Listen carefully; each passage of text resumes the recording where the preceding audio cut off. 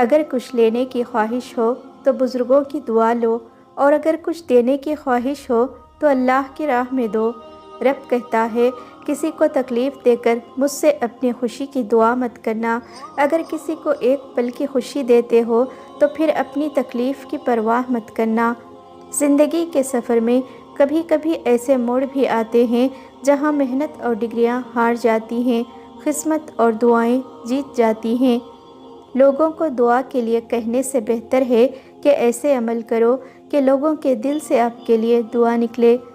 بعض اوقات دعائیں رب کے فیصلے نہیں بدلتی، مگر آپ کا دل بدل دیتی ہیں اور رب کے فیصلے کے مطابق کر دیتی ہیں۔ جب بھی کسی کو دعا دو تو اچھی اور دل سے دعا دو، کیونکہ وہ دعا پہلے آپ کے اپنے حق میں قبول ہوتی ہے۔ اگر کوئی چیز تقدیر میں نہیں بھی لکھی ہو پھر بھی دعا ضرور مانگنی چاہیے، کیونکہ تقدیر کے سامنے ہم بے بس ہیں، تقدیر لکھنے والا تو بے بس نہیں۔